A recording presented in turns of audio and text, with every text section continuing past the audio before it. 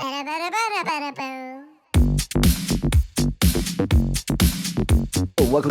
to Tobisonics. It is Tuesday, the 11th of May, 2021. I hope you all had great weekends. In this week's episode, we're going to be taking a look at a new plugin from United Plugins and JMG Sounds, Expanse 3D. In all honesty, I'm not a huge fan of psychoacoustic plugins, and that a lot of the psychoacoustic plugins out there tend to be quick fix solutions that bring with them all manner of phase problem.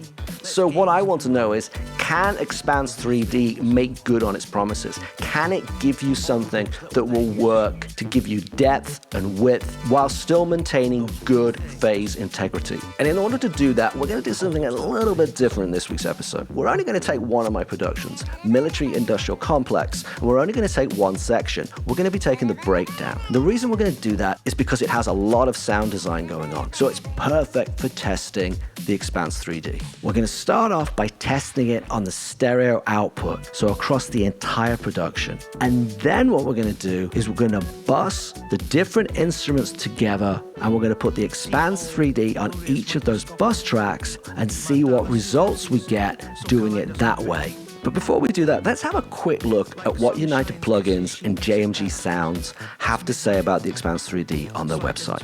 Expanse 3D takes advantage of the most recent and futuristic knowledge of psychoacoustic effects to help your tracks explode into all three dimensions. This will make your sounds deeper, wider, and bigger.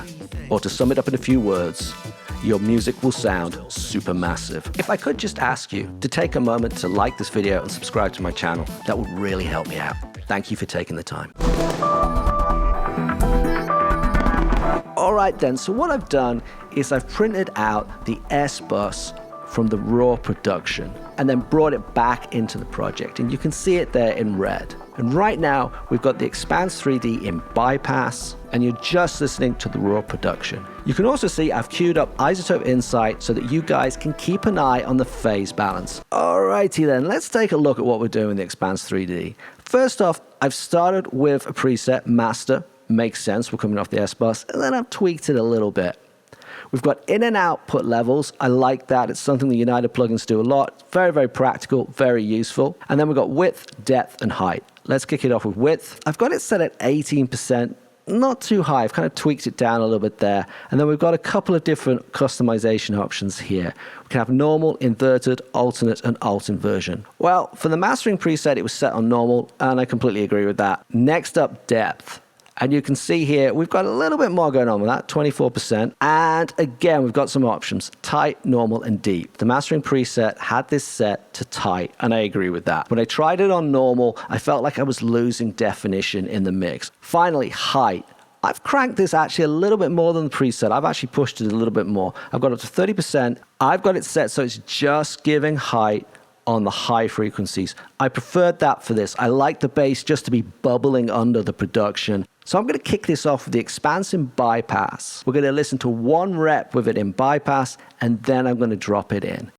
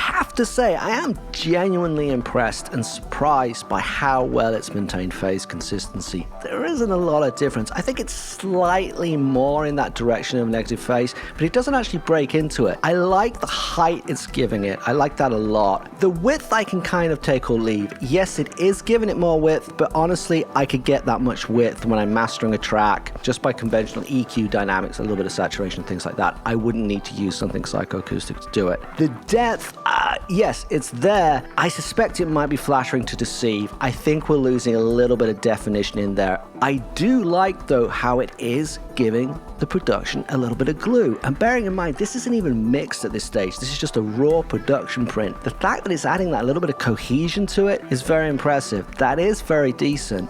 All right, next up, let's see what we can do if we start processing on individual buses rather than just the stereo track as a whole. All right, so what I've done is I've bussed the various instruments and voices to 6 bus tracks, or what we call in Cubase, group tracks. And then I've printed those outputs and brought them back into the project folder. So we have 6 stereo tracks, each of which has got an Expanse 3D set on it, and all of the Expanse 3Ds are currently in bypass. So you're just listening to the dry print of those 6 buses. Very quickly, let's just go through what those bus tracks actually are. First up, the bass bus. We have 2 different bass instruments running through that bus. Then we got a beat bus, we got a kick, and an extra kick running through that. Then the explosion bus. That's all the explosions and the reverbs and the delays all in one bus.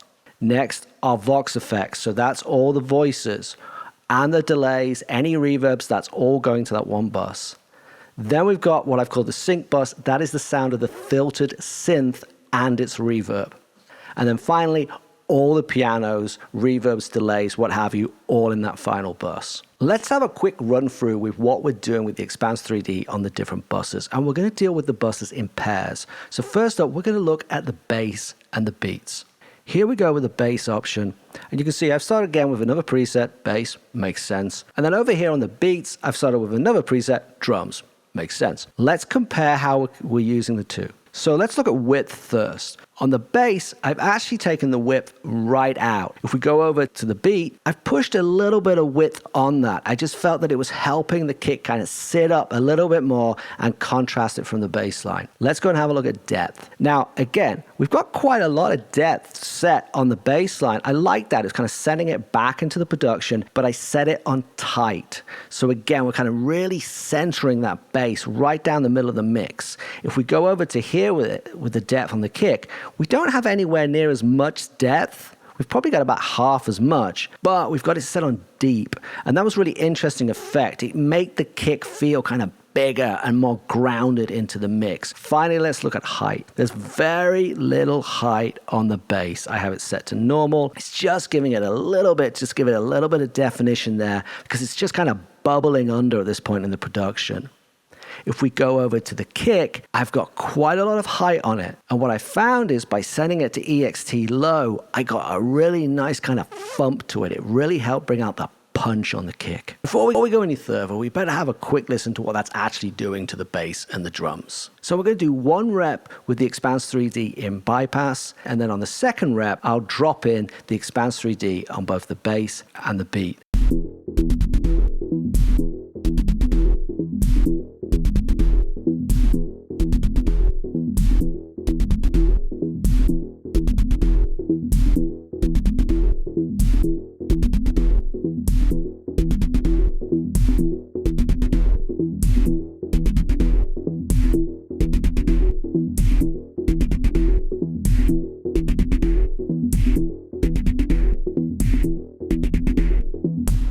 There's no doubt that we are getting an interesting sense of increased depth and contrast between the bass instruments and that kick. I particularly like the extra weight on the kick, and I like the sense of tightness and depth that you're getting on the two of them. It is much more three-dimensional. It is doing what it says on the tin. All right, next, let's have a look at what we're doing with the explosions and the vocals. So first up, here we go with the explosions, and I've chosen the FX preset. And then with the backing vocals, the backing preset. It ain't rocket science. So let's have a look at what we're doing with the width. What was really interesting here was the alternate option, which I assume means that the thing is shifting around. This really suited the FX. It really made them move about in the production very, very nicely. And what I found is that if I went with the alternate but inverted for the vocals, I then got a nice contrast between the two. And again, because they're shifting around the mix, it suited it to be alternating like that. And then when we move over to depth, Once again, we've got different algorithms at work here. We've gone deep with the explosions. We want them really kind of boom and kind of cacophonous, like down into that urban environment. And the vocals normal seem to work pretty well. The actual amount of depth we're applying is pretty much the same for both of them. Let's move over to height. Once again, the amount of height is pretty much the same, but here you can see we're going extra low on the explosions, extra high on the vocals. Alrighty then, let's have a quick run through with just the explosions and the vocals running. So we'll do one rep with just the dry production, and then I'll drop the Expanse 3D in so you guys can hear the difference.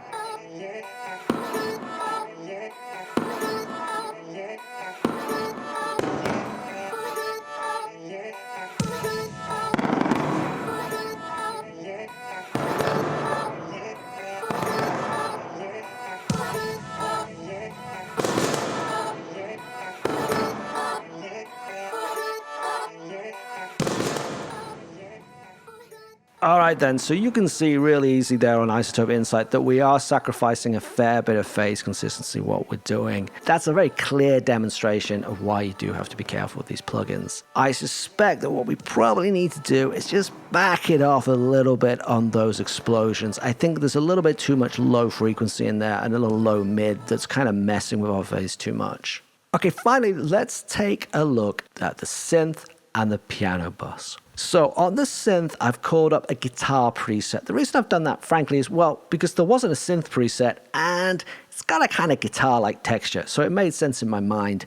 And then on the piano, the keys preset. Okay, let's take width first. So I've got a little bit of width on the synth, just kind of helping it breathe. That's about it. Over on the piano, we're pushing much more width. We want it that little bit wider and bigger in the production. And here you can see that we've got the piano set on a normal, whereas we've inverted the synth. And again, that was just helping me get some contrast going with the width. Looking at the depth, we've got pretty similar settings on both of them, and they're both set to normal because frankly, that's just what sounded best for them. Now, the height is very different. We've got barely any height on the synth, and we've got this EXT low plus high going on there. On the piano, we've got quite a lot of height, and we're only hitting the high frequencies there. That really suited the piano. I really wanted the piano to sit up in the production. Alrighty. Let's have a quick run through. One rep with it dry, and then on the second rep, I will bring in the Expanse 3D on both of them.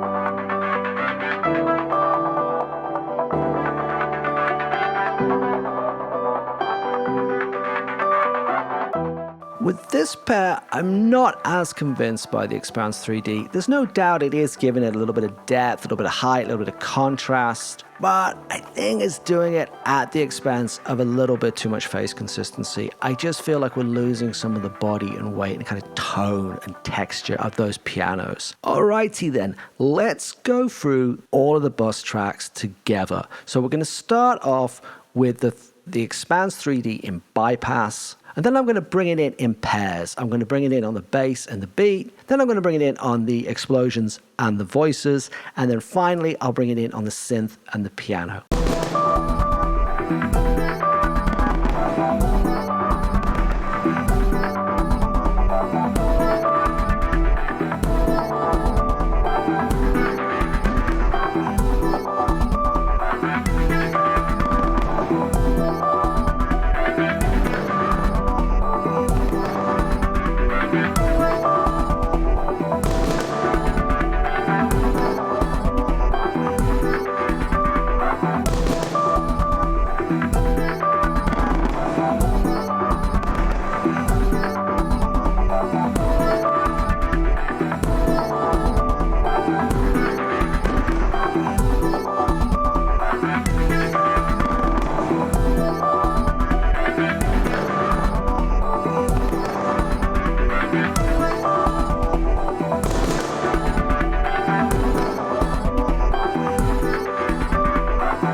One of the things that struck me the most as I was bringing in the different effects is how much the piano stood up when I put in the Expanse 3D on the synth bus. That's really interesting. I wasn't expecting that at all. I think we're getting some nice extra depth with the bass and the beat. I think that's pretty cool. I really like the width that it's giving on the voices and the effects and the explosions. There's no doubt about that. We are compromising our phase consistency to do it. As I said before, I'd probably back it off the explosions just a touch. Finally, let's compare what we were getting from the dry production to the Expanse 3D on the stereo output to what we got when we put the Expanse 3D on the individual bus tracks. So here we go. We're going to start with the stereo bus print and the Expanse 3D in bypass. So you're going to hear one rep of just the production. Then I'll drop the Expanse 3D in and you're going to hear one rep of just that stereo output with the Expanse 3D.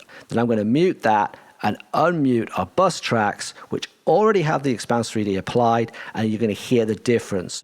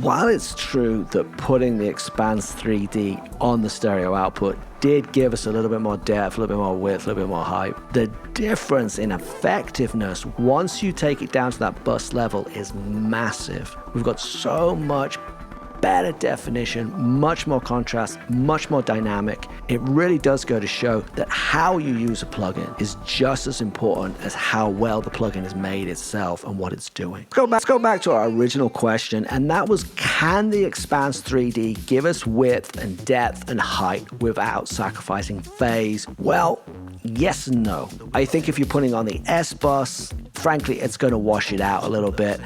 I really didn't love it on the SBUS. I don't think it's a great way to use a plugin like this, and I really wasn't pushing it that much either. Once you move it down to a bus level, it's a different story. What United Plugins and JMG Sound have done for me here with the Expanse 3D is they've definitely given you a different tool for your toolbox. I do particularly like the way it was creating depth. I like the different variations of algorithm on that depth. And I like the fact that you could have the alternate option and the inverted alternate option on the width. That was genuinely interesting and genuinely very different. The height is a very good effect. It's cool to have it. Could you do that with just EQ? Yes, you probably could. Maybe a touch of saturation, like multi-band saturation or something like that. Nevertheless, it is an interesting plugin. As I said, I'm not a fan of psychoacoustic plugins. I don't tend to use them very much. I'm not 100% sold yet, but this is the closest I've been. I'm like 50-50, like 60-40. I'm like 60%, 40%. No, I'm 50-50. I'm 50-50 on this. I can imagine myself using this in productions. I can. I think I'm going to use it cautiously, but I think I would use it. It is giving me something different. I do like that. As always, my advice is the same. Demo it, see if the interface works for you, see if it suits your workflow. If you enjoyed today's episode, please take a moment to like the video and subscribe to my channel.